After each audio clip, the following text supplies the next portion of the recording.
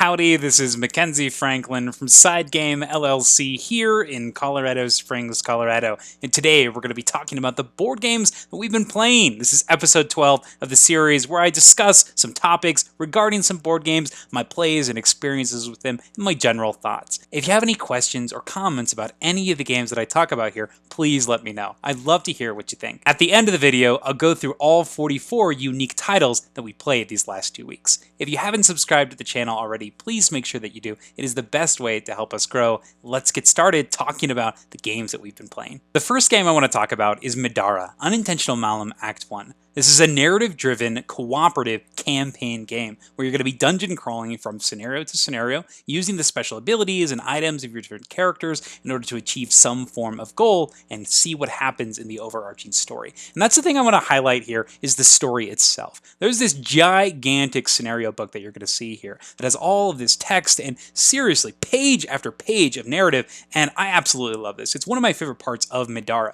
and the thing that makes it so good is Foreteller. If you aren't familiar with Foreteller, it is an app-assisted program that will give you narration for a variety of games. They have it for Gloomhaven, Near and Far, they have it coming for Chronicles of Junagor, and then they have Middara as well. And Middara Act 1 is completely free. All you need to do is download the app, and this has made this game so much more fun for me. This is a narrative that I'm really enjoying, and it's a really cool world that exists. No spoilers or anything like this. At the end of each scenario, I find myself listening to the audio pretty intently as I'm preparing for the next round, and sometimes I'll even take it with me if I see that it's particularly long, maybe even into the car. I just want to hear more of the story. It's so engrossing and so interesting, and it's what's driving me to play the game even more is the fact that I want to know what happens next. I think the audio narration is done extremely well, and I'm really impressed with Foreteller and all of the different games that they've dipped their toes into. Wonderful production when it comes to the audiobook for Middara Act 1, and I think Foreteller is doing a great job with the narration services. That's the first game I've been playing, Middara Unintentional Malum Act 1. The next game I want to talk about is Clash of Decks, a two-player head-to-head card game that's based on a very interesting premise of a free-to-play entry point. Now that means you're just paying for shipping on the game during the original Kickstarter campaign, but they wanted to make sure that people got it, played it, and then backed the secondary Kickstarter. So finally got my hands on it, and I was most interested in it for its solo mode, which I have to report is pretty dang cool. I think it's really well done as you're going to be drafting cards. You'll have 4 cards face up, you pick one, and then the enemy gets the other 3. This is a great system because a lot of the planning and strategy comes from that deck construction, but it's gamified, so it's not something that's arduous and annoying, but exciting and part of the experience. And I think this is absolutely wonderful. It's one of my favorite things in games like Capital X2 and Blood Rage is that initial draft and seeing how those dominoes fall. The twist here is, though, that every card that you don't take is going to go in that enemy deck, so you will see it, which is pretty scary. This may lead you down a path where you pick a card just because you don't want to play against it, even if you may have no intention of playing that card yourself, which I think is an interesting choice.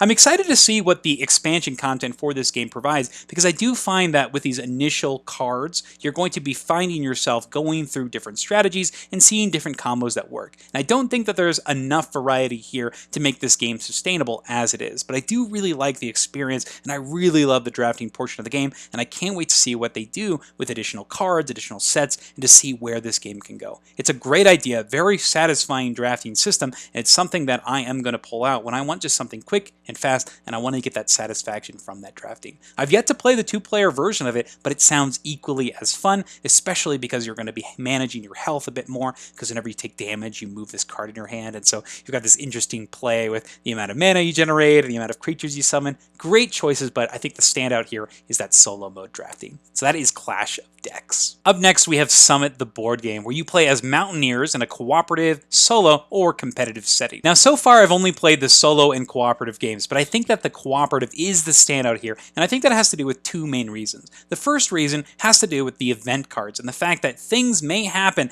at the end of your turn, and you have all of this time that your friends and the people playing with you can use to help you, and I think that's awesome. And it works really well in tandem with the scoring, because as the game progresses, you want to try to get as many people as possible to the top of the mountain and back down alive with as least damage as possible, because that's how you're going to maximize your scores. So if you have a high score table, there's actually some reason to push forward and do the best you can to help everybody at the table, which can even cause some very risky plays, with some people not leaving if they're trying to help out and help people leapfrog across the mountain. This can put people in dangerous situations and lead to some really interesting and exciting moments when it comes to that cooperative play, when you're trying to make sure and do your best to keep everybody alive, safe, and get to the top and bottom of that mountain. I really enjoy this cooperative system, and I love the way that the characters leapfrog and work together, and the interesting choices when it comes to using items, reacting to events, and deciding what to do on your turn and what tiles to place. Great choices here in that cooperative mode, and once again, that cooperation and coordination for that high score is so wonderful. Great game. That is Summit, the board game. The next game I wanted to talk about is Libertalia, the Winds of Galecrest, and I wanted to give my final thoughts on the game and why we've made the decision to keep it in our library. And that mainly has to do with the fact that it works so well with children. Now, there are three main reasons that I think this game works extremely well, and that has to do with the approachability of the rule set, the loot tokens, and the primary focus being treasure, and lastly, the simplicity of the choices and seeing the mechanics play out. Learning and playing Libertalia is exceedingly easy. You reveal the 6 cards at the start of the first round, and then everybody's able to look at them, and they choose one. You have 1 out of 6 options that you're going to take on that first turn, and then as soon as that first turn is performed, everybody understands how to play the game. When it comes to the mechanisms, it's really easy for kids to follow the effects and resolutions of them through the island system. You start on the left side, go to the right, and then from right to left. They can easily identify the strength of the number being tied to picking the loot token first, and then the effects of the cards will come into play later, and they'll get to see them and see repeated uses of them and become familiar with them after one round. And I think this is such a great implementation. The last thing I really enjoy about this is that everything is tied to doubloons. There's no victory points in this game per se, but that's what the doubloons are. And they're coins, they're tangible, they're things that people can take, and it feels very satisfying. And I've seen kids really enjoy collecting and burying that treasure. It's a great feeling when they're able to modify their treasure chest and they can visually count and see how well they're doing in comparison to others. I also really enjoy that the majority of loot tokens also tie back to those doubloons, making it that much more approachable and easy to understand their different abilities and interactions with the game and the cards themselves. Libertalia Winds of Galecrest has a specific spot in our library, and I think that it's going to be one that we're going to use with high player counts and for games that involve lots of kids. I think Libertalia's creative and gentle artwork, combined with its approachability as well as its ease of play, is going to be one that gets played quite a bit. Up next, we have Blood Bowl Team Manager, the card game, where you're playing fantasy football, and I've had a great time recently diving into the different expansion content for the game. And one thing I want to talk about in particular is something that I think is really cool and needs to be incorporated and talked about in expansions, and that has to do with buffing or changing the effects and potency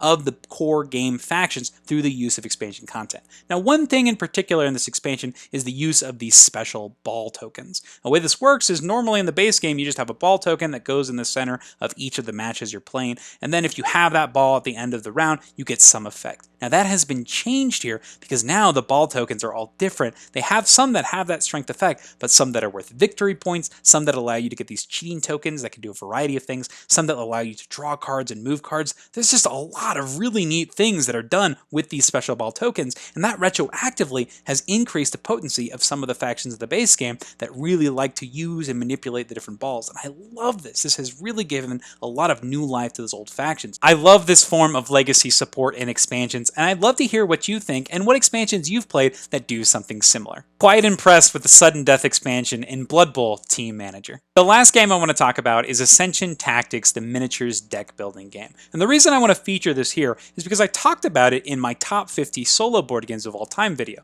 but I've played it more and more after that video has actually gone up, and I really wanted to share my thoughts here, and the fact that I think that this is absolutely incredible in the way that it's implemented. And that has to do with the solo campaign and the solo AI as a whole. The AI is incredible. You have this deck of scheme cards, and you reveal 2 of them a turn, and they're so simple in the way they run. You trigger a champion, sometimes get a passive buff, or sometimes have a one-time crazy powerful effect that's going to change the game state of the board drastically. And this is so easy to read read, so easy to manage, and they escalate as the game goes on. Some of these will have an 8, a 16, so if you wait a long time, if you're taking a long time to get work done, that enemy is going to come back with a vengeance, and it is super well done, but also super scary.